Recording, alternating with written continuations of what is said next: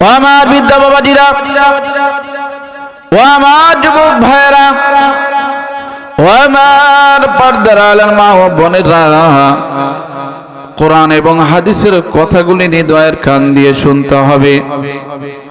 আমি আপনাদের সামনে যে সূরাতুত তাকাসুর থেকে তেলাওয়াত করেছি, এই সূরাতুত তাকাসুর এই মহাগ্রন্থ আল কোরআনের 102 নাম্বার সূরা। কয় নাম্বার? আরো জোরে বলেন। এই সূরাটির আয়াত সংখ্যা হলো 8টি। কয়টি? এই সূরাটির রুকু সংখ্যা হলো 1টি। এই সূরাটির মধ্যে শব্দ অথবা বাক্য রয়েছে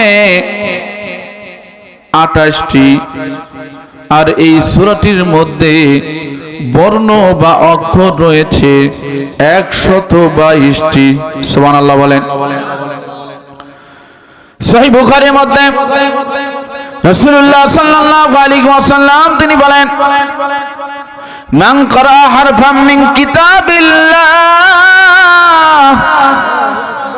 ফালাহু বিহি হাসানাতুন ওয়াল হাসানাতু বিআশরি আমসালিহা। রাসূলুল্লাহ সাল্লাল্লাহু আলাইহি ওয়াসাল্লাম বলেন, হে আমার উম্মতেরা, দুনিয়ার কোন সায়েন্সের কিতাব পাঠ করলে আল্লাহ অক্ষরে অক্ষরে সওয়াব দেয় না।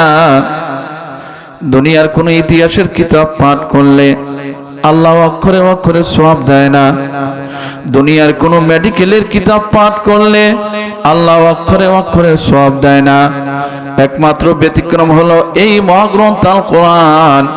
যে মহাগ্রন্থ আল কোরআনের একটা অক্ষর যদি তেলাওয়াত করা হয়, ওই একটা অক্ষরের তেলাওয়াত যদি হৃদয় দিয়ে শোনা হয়, এর বিনিময়ে আল্লাহ সুবহানাহু ওয়া তাআলা আমার আপনার আমলনামায় 10টি করে নেকি লিখে দেয়।